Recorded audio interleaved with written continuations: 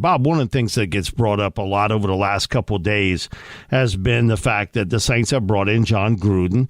And you got to understand, in the past, before Jon even got back into coaching, he was a regular here with He was buddies with Sean Payton. They coached together in the Eagles way back Philadelphia. in the day. And they brought in, I've seen Tom Coughlin here, Jamora, Mike Martz. I think it's only been brought up because of the controversy, what happened with Gruden. It's not so much because these guys, a lot of the older coaches, they like to stay connected in the business and the fact his connection to Derek Carr. Well, you could be a paid consultant or you could be a consultant. Now, I think he probably volunteered to come out to the Saints because, like you said, he's very familiar with Derek Carr. Pete Carmichael, why? Because it's like a fraternity who you network with. Why wouldn't you want to know, like through the games and what was the plays like Derek Carr really had the utmost success? So why wouldn't they do that if they have that opportunity? It's not like you're hiring them. And Dennis brought it up in the press conference is that we're not changing our offense because Gruden No. But he could maybe give us a little tidbit of something. Mike, it might be a handful of tidbits. It might be something in critical down and distance, maybe like 2-minute offense or something. That it might be a handful of tidbits. You take notes. We're going to try that and see how that works where Derek Carr is at within our scheme. Now, if you're a conspiracy theory guy, and this day and age, you have all of those kind of people in society. Oh, no, let me tell you, everything is a conspiracy. But now, I can tell you this, Dennis Allen knows he has to win. He knows you can't go 3 straight seasons without being in the postseason. Pete Carmichael has to be successful as an offensive coordinator without Sean Payton.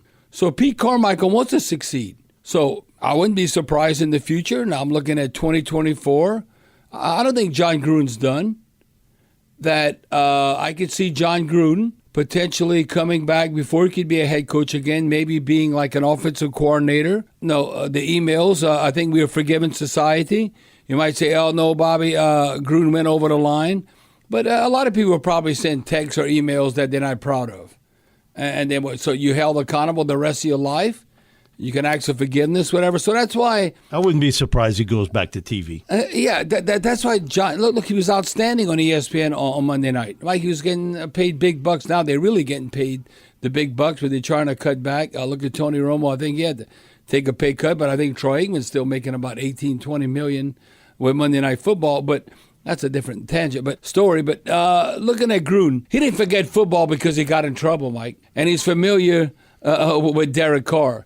So, why wouldn't you want to pick their brains? But it's like, you wouldn't believe the number of people that have stopped me. Bobby, what do you think? The Saints hired Jon Gruden. And I was like, it's like I almost pretend I didn't hear it and I want to walk away. And I just turn around and I say, no, they didn't hire Jon Gruden.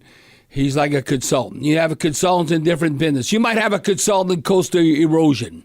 Okay, you have a consultant in engineering, in the lawyer business, Mike, doctor in business. You've been a consultant before. And so... but when you're dealing, look with the water in Jackson, how they wanted you to go be a consultant, trying to turn that around. I wouldn't be surprised if Flint, Michigan called you up. Mike, I know you experienced dealing with the water district and all that. How can you help us out? No, that just happens in all different walks of life as far as the consultation and to help the people in charge. And I think that's all that was with Jon Gruden. The other thing, too, is that it's not a first time because we've seen it before. Gruden was a regular here with Sean when he was in the TV booth. And we've seen Coughlin and Martz and Mora. They would hang out at practice all the time.